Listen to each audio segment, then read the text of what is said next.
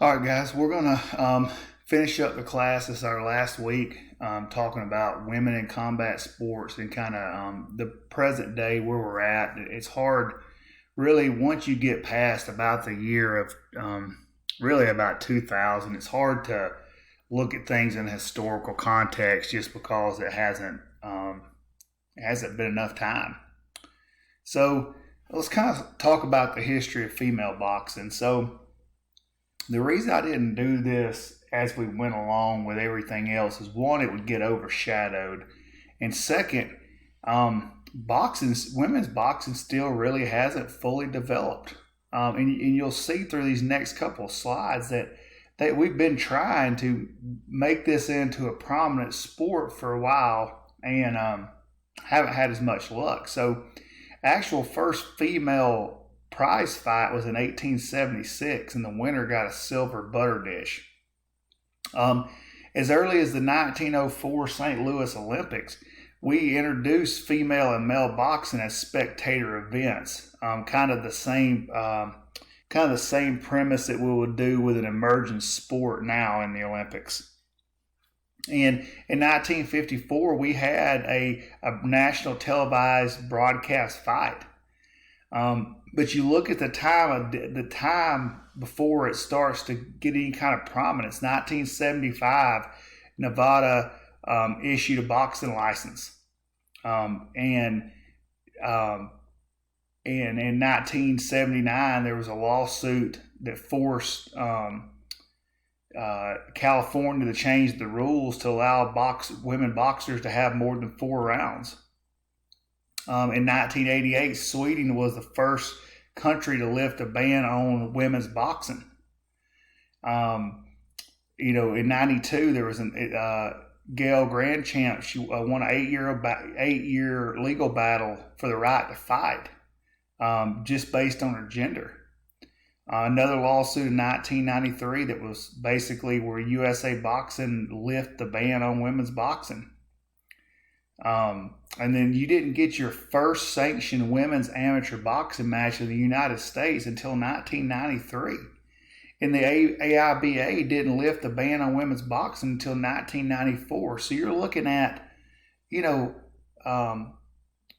almost 100 years.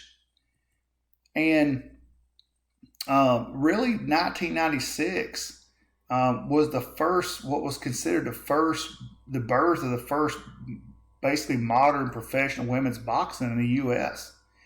In the same year, England lifted its ban on amateur boxing. 97, the USA held its first national championship for women. And women's boxing didn't get included into the Olympic Games until 2012. So think about that. From 1904 was the first time it was put into the Olympics as a spectator sport.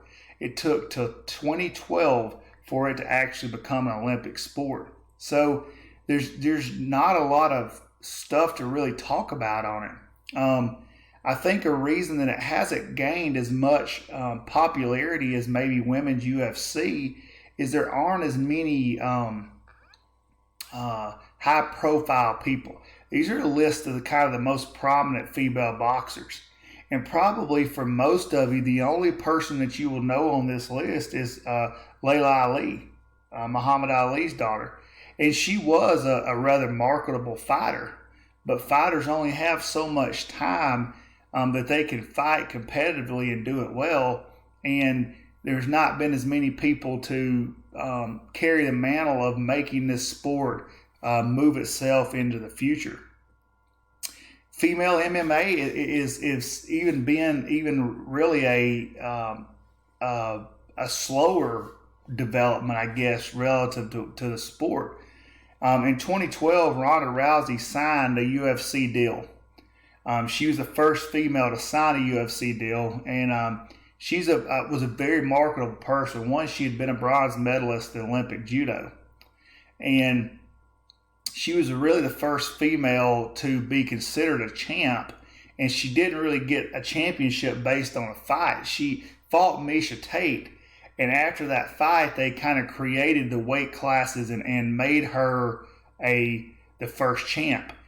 She defended that title fight in 2013. That's the same year that women UFC for women debuted on the Ultimate Fighter show. Now you have to understand there were several women kind of active in MMA prior to Rousey that really laid the groundwork, but she was the first person who really became marketable. These are just some kind of prominent female fighters, and the ones I'll kind of call your attention to: Chris Cyborg, Gina Carano, and Amanda Nunes really were those people laying the groundwork for fighters prior to being able to get contracts with the UFC. Now, unlike boxing, women's UFC has really taken off, and you see these in every card, every fight card. There is a women's fight. There's been some women's championship fights that have headlined cards, and so I think it is because it's more marketable. There are people who have more name recognition, and just in general, UFC has really decimated boxing. It's an easier to watch sport. It's more diverse, and it has more name recognition. And I think that's a lot of the reason that it has taken off. And keep on understanding, UFC keeps growing. I'm not going to go. I mean, it's impossible to go through all the fights because there's so often. But understand that it was one of the first sports, if not the first sport, to compete during the COVID era. And you got to understand the investment. I mean, we talked about this, that when UFC was purchased, it was purchased for $2 million, and right now it's valued at $4 billion. And that's in the course of not even 20 years. So that's an extreme return on investment. Just some prominent fighters in this era of time.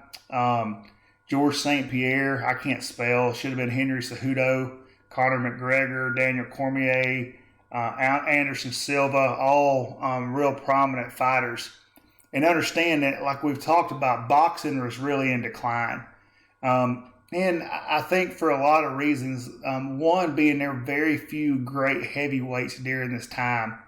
Anthony Joshua is a pretty prominent one, but very few people would know him. Most of the more talented fighters are in the lighter weights: Floyd Mayweather Jr., Oscar De La Hoya, Manny Pacquiao. And so those people have kind of carried the weight of boxing, and those weights just aren't as popular, and boxing has just not done as good a job of marketing itself. So I hope you enjoyed the class. Hope you learned a little bit out of it. I'm anxious to see you guys reflect this week, and have a good rest of your summer.